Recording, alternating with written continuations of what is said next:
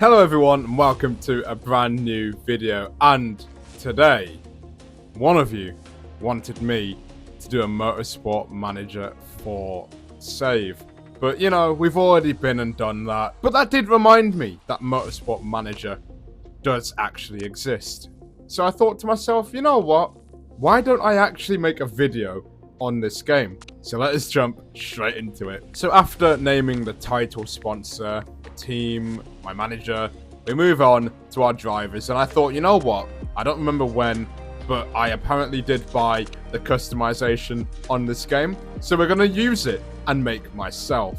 Let's not talk about the trait that I've picked for my driver. Do I need to explain why? And if you look at the livery, beautiful dark blue, you know, a lot of black as well, very slick looking. And finally, a couple of bright green sponsors because you already know the reason why. Moving on, I've decided I've got 6 drivers in my team. Why don't I add a few of my viewers? So with that being said, that is my team. Me, Brad, Plum Splash, Daniel, Alexa, and finally, the GOAT himself, Kelvin van der Linde. He's a big fan of the channel. You know, he keeps getting into my iRaces for no reason. You know, I'm kind of sick of it. I've not had a race with him for a while, but the last race I did with him was Super Formula, where I got taken out. But the race before that, I out-qualified him by a second. So I think it's only fair that I put him in my team. So we jump into qualifying with the 5th best car on the grid. 5th best out of 6 teams? Yeah, it could be worse, could be better, but you know, it should be quite close between the field. We qualified last. I simulated qualifying and we've qualified last, which I don't quite understand why, but the game's put our worst drivers forward for qualifying. Make that make sense. But it isn't the end of the world, because it means we can do a last question mark challenge for the first round of the championship season. And now we can also start both of our cars on the harder compounds of tyres. We're going to start off with Kelvin van der Linde in car 1, because we're going to need him to absolutely carry the team in that department. And in car 2, we've got me, Brad, and Plum, the dream team. We should surely be able to work well together and make our way through the field. We'll start Brad on the medium tyres and Kelvin van der Linde on the hard, and hopefully we can just try and do some kind of God-sent overcut and overcut the entire field. So the 5 red lights went out and we got underway here in New Zealand. But I must admit, the start did not go to plan. Both of our cars were still at the very back of the grid, only making 1 place by the end of lap 1, and barely keeping that move locked in. So it seemed like 32 laps here at New Zealand was going to feel like a long time. It then dawned on me that team orders, from what I know, are not on this game. So Brad ended up stuck behind his teammate on hard tyres, allowing us to lose track position. Eventually, van der Linde wasn't able to defend from his teammate, and the first round of pit stops had officially begun.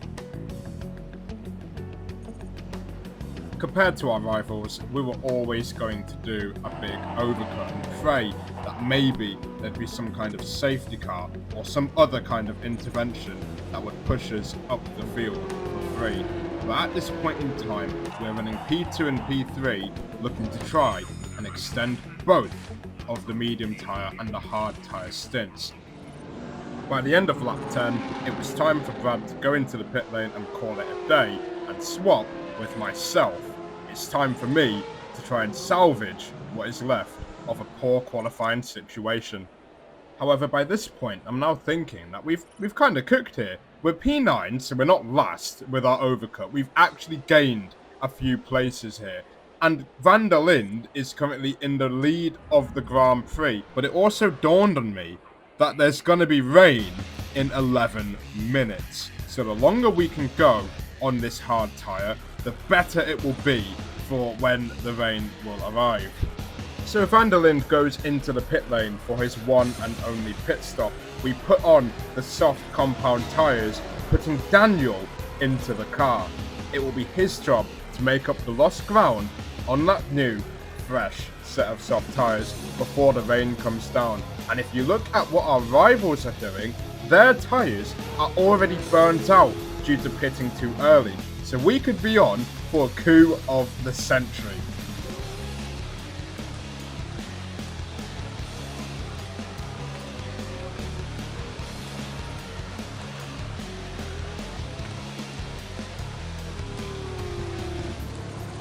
Eventually, it was time to go into the pit lane, and because I'm definitely not biased, I've boxed myself to go into the pit lane before Daniel, so he will have to do one more lap in slightly suboptimal conditions. But to my surprise, somehow, Plumsplash 8845 hasn't jumped Alexa coming out of the pit lane, so it's a 1-2 for SPYT Camus on lap 23 out of 32, and it now looks like it's going to be impossible for anyone else to take the victory. However, it wasn't that simple. It turns out one of our rivals, called Walker, have been catching Plum at a rate of knots here, and now Plum is going to have to defend with all his might if he wants to keep that P2.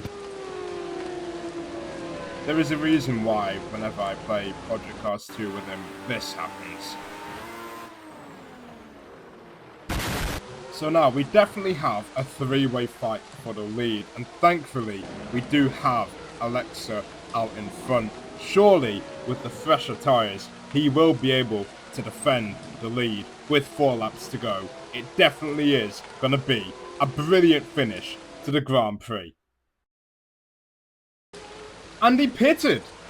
Walker pitted.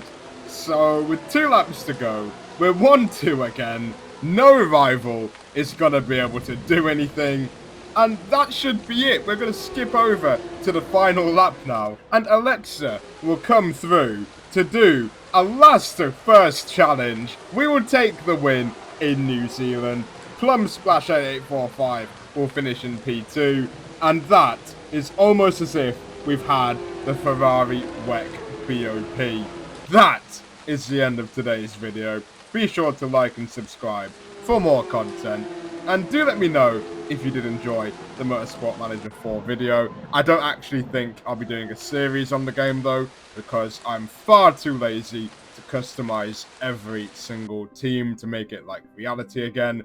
So take that as you wish. But thank you very much for watching, and I'll see you all in the next video.